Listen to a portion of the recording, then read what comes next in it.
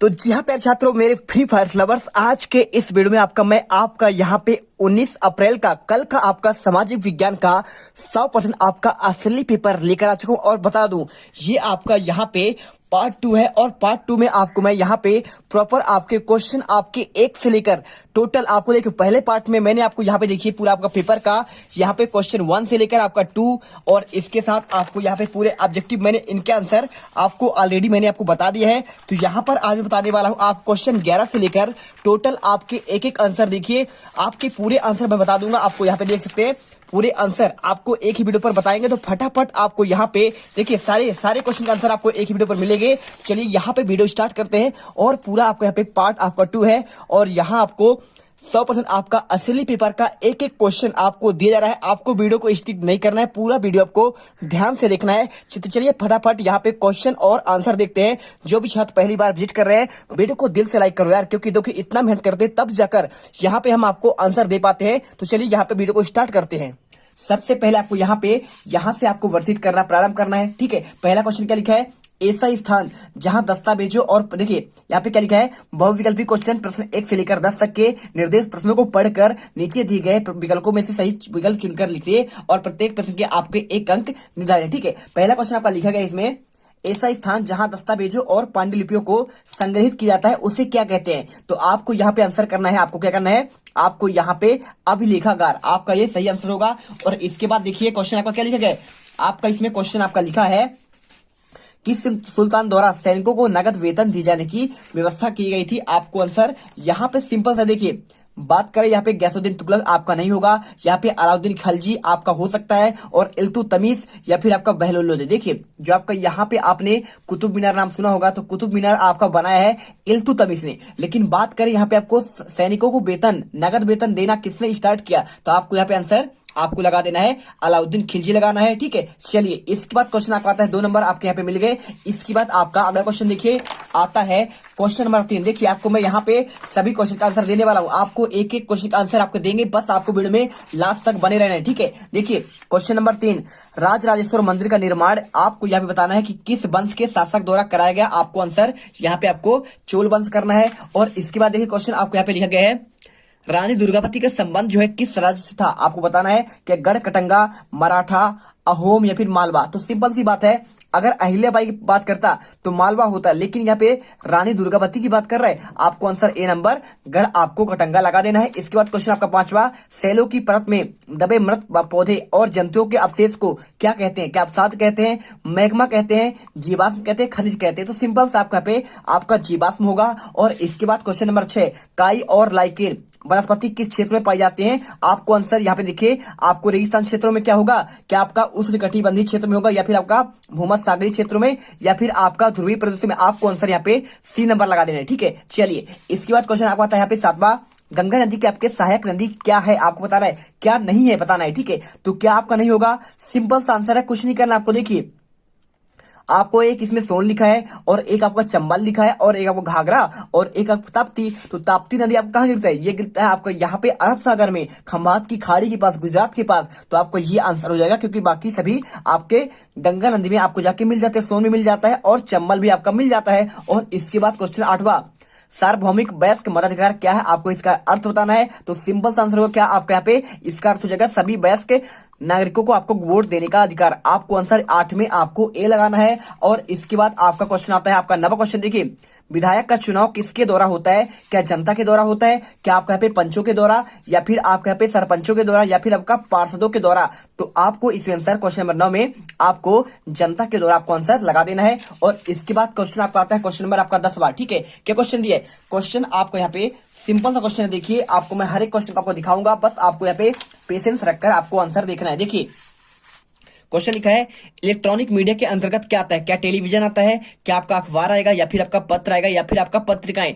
तो आपको इसमें सिंपल सा आंसर आपको यहाँ पर लगा देना है आपको टेलीविजन। ठीक है, क्योंकि आपका इलेक्ट्रॉनिक मीडिया में आता है, पत्र आपका कागज का बना होता है, अखबार भी आपका यहाँ पे कागज का होता है और पत्रिकाएं भी आपका यहाँ पे कागज के होते हैं। सिंपल सा आंसर है भाई साहब, कुछ नहीं करना है, बस आपको यहाँ पे पूरे आंसर ध्यान से देखने हैं, क्योंकि आपको यहाँ पर जो है हम आपको टॉपर बनाएंगे, बिल्कुल आपको यहाँ पे टॉपर बना देंगे। और ये आपका पहला पार्ट है और पहले पार्ट में हम यहाँ पे आग लगा देंगे और आपके दूसरे पार्ट में सारे आंसर आपको एक ही वीडियो पर आपको बता देंगे।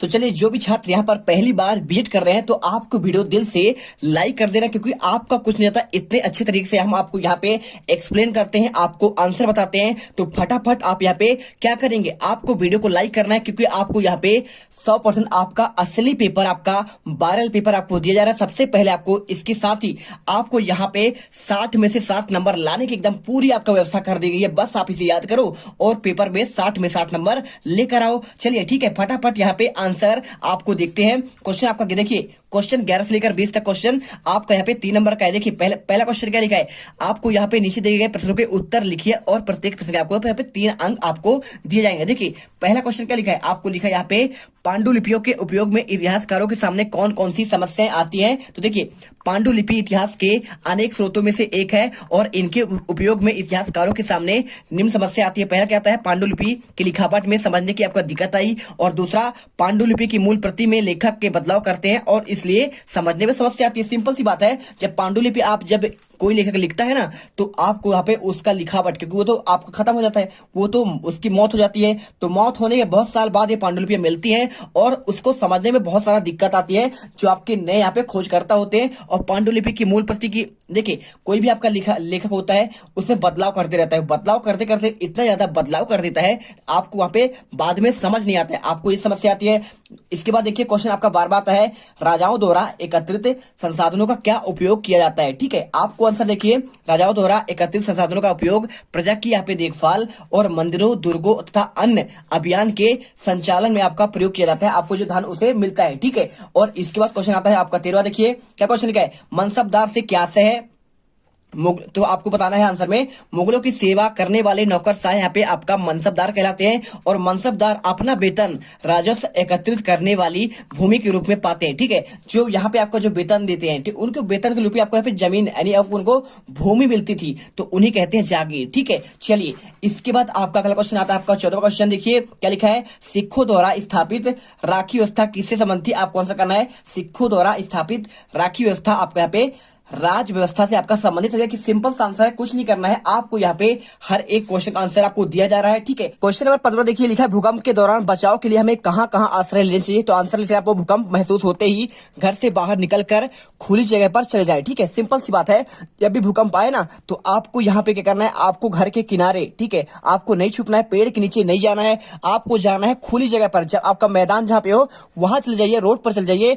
और अगर गली काफी सकरा हो और दोनों तरफ यहाँ पे घर से निकलने में काफी वक्त लगने का अनुमान हो, मान लीजिए आप घर से नहीं निकल पा रहे, ठीक है, गली पर आप निकलने में आपको यहाँ पे बहुत सारे आपके क्या है, बहुत सारे मकान हैं, तब क्या करें, आपके कमरे पर ही, आपके कोने पर छुप जाएं। ठीक है, कोने में क्या होता है, आपका दबने का चांस बहुत कम होता है और किसी मजबूत यहाँ पे फर्नीचर और उसके नीचे आपको छुप जाना चाहिए। ठीक है, आपको ये आंसर का याद करना है। और इसके बाद 16, अस्थायी बस्तियों के लोग पक्के घर क्यों नहीं बनाते हैं। देखिए अस्थायी बस्ती की बात कर रहा है, अस्थायी मतलब आपका जो उजड़ जाए। ठीक है, तो क्योंकि इनमें से कुछ लोग कुछ समय के लिए इन पर घरों में रहते हैं, ठीक है, तो फिर कहीं अस्थायी घरों में क्या करते हैं, तलाश में चल जाते हैं, कुछ दिन रहते हैं, इसके बाद चले जाते हैं। जबकि लोग पक्के घर बनने तक अस्थायी घर ही बनाकर रहते हैं और फिर पक्के घरों में रहने लगते हैं। सिंपल सी बात है, जब आपके पास पक्के घर हो जाएंगे ना तो आप उसी को छोड़कर आप पक्के घर में रहने लगेंगे। और इसके बाद देखिए क्वेश्चन आपको 17, जनसंख्या घनत्व से आप क्या समझते हैं, आपको आंसर बताना है। तो जनसंख्या घनत्व मतलब आपको 1 किलोमीटर पर कितने आपकी जनसंख्या रहती है, आपको ये आपका डिनोट करता है। देखिए किसी भौगोलिक क्षेत्र में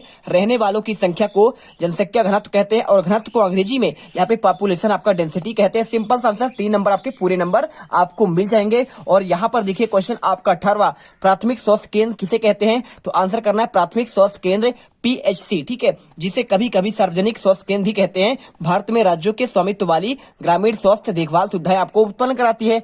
आप जानते होंगे आपके यहाँ पर प्राथमिक स्वास्थ्य केंद्र आप होगा, आप वहां पे जाते हैं दवाई कराने, आपका ये है, तो उसी के बारे में पूछा गया है। और इसके बाद आपका 19वां क्वेश्चन, रूढ़िवादी आपका पूछा गया है, धारणाएं महिलाओं के जीवन में कैसे प्रभावित करती है। आंसर है, हमारे विचार में महिलाओं के बारे में प्रचलित रूढ़िवादी धारणा है और वे क्या कर सकती हैं, उनके समानता के अधिकार निम्न रूप में प्रभावित करती है। और एक ऐसी धारणा लड़कियों और महिलाओं को तकनीकी कार्य में सक्षम नहीं है, लेकिन लाखों लड़कियां आपको यहाँ पे डॉक्टर, इंजीनियर, देखिए रूढ़िवादी क्या है आपको यहाँ पे फैला हुआ है कि लड़की ये काम नहीं कर सकती है, इंजीनियर नहीं बन सकती है, ठीक है, वो क्या कर सकती है, बड़ी बड़ी कार नहीं कर सकती, तकनीकी कार नहीं कर सकती, कंप्यूटर नहीं चला सकते। लेकिन ऐसा बिल्कुल नहीं है, लड़कियां आजकल सब कुछ करती हैं, हर एक काम यहाँ पे करती है, डॉक्टर है, इंजीनियर है, और यहाँ पे साथ में आपको यहाँ पे वैज्ञानिक भी है। तो आपको यहाँ पे बिल्कुल आपको आंसर लिख देना है, पूरे नंबर मिलेंगे। इसके बाद क्वेश्चन आपका आता है 20वां।